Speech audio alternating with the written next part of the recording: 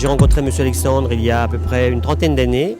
Un jour, il m'a dit, nous travaillerons un jour ensemble, j'aime votre expression. Et puis, 8 ans ont passé, on m'a téléphoné un jour en me disant, M. Alexandre voudrait vous rencontrer.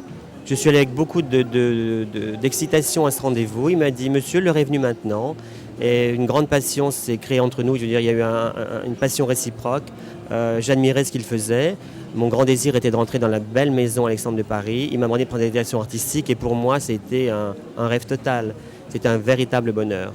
Quand je suis arrivé, j'étais très humble parce qu'il faut beaucoup d'humilité pour dans une grande maison comme ça, avec un tel savoir-faire. J'ai beaucoup observé, j'ai appris parce qu'il m'a appris beaucoup de choses. Et après, bien sûr, on a une sensibilité différente. On avait quand même une différence d'âge. Il y avait une technique absolument merveilleuse. Et c'est là où j'ai compris le sens de la transmission. Il m'a apporté une technique que je n'avais pas. J'avais une technique qui n'était pas la technique Alexandre de Paris. Il m'a donné une vraie technique.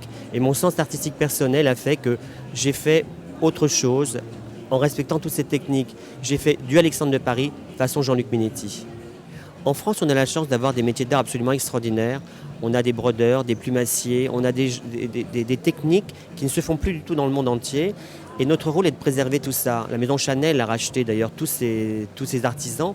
Et pour perdurer justement cette belle technique, notre rôle à nous, Alexandre de Paris, justement par la technique, est de perdurer et de continuer à divulguer cette technique. Parce que si on ne retransmet pas, on va perdre cette technique et ce serait vraiment un grand dommage. On a la chance en France d'avoir ces beaux métiers et il faut absolument conserver notre patrimoine. Alors je trouve qu'il y a des gens qui ont une vraie passion.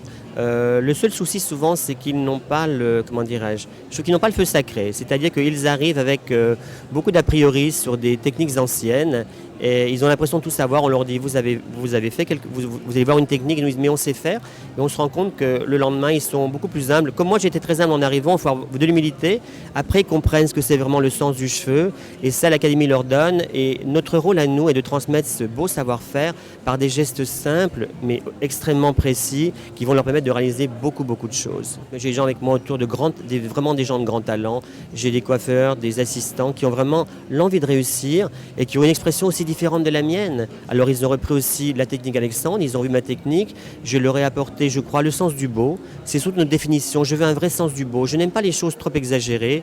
J'aime seulement qu'une femme soit rendue belle, sans exagération. Une femme, quand elle arrive, on doit remarquer sa démarche, son allure, son style, et pas regarder simplement un vêtement qui va être extraordinaire. C'est l'allure générale qui fait la beauté d'une femme. Moi, quand je vois une femme arriver, ce que je regarde, c'est sa silhouette, c'est l'ensemble. Et c'est ce qui est très important. Qu'on soit ronde, grande, mince, il y a toujours des choses qui vont vous aller. Il faut trouver son vrai style au niveau du cheveu et du maquillage, c'est pareil. Dans toute femme, il y a quelque chose d'extraordinaire. Il peut y avoir de beaux yeux, un beau sourire. Après, c'est à nous, coiffeurs, à vous mettre en valeur, à révéler votre beauté par une couleur, par une coloration, par une coupe. Et un maquillage extrêmement léger parce que moi je maquille également et je crois qu'après le bonheur est total quand on a réussi à se trouver. Chez nous coiffons quand même pas mal de messieurs, mais généralement là ce sont des messieurs plus classiques et on a aussi maintenant une nouvelle génération de jeunes gens qui sont assez amusants d'ailleurs, qui rentrent dans l'univers professionnel et qui justement avaient des looks un petit peu des fois un petit peu trop up to date si on peut dire et qui veulent tout d'un coup chercher un peu d'authenticité et ils veulent qu'on ait l'impression qu'ils soient plus crédibles, donc ils veulent quelque chose de plus classique et c'est très amusant à voir cette transformation.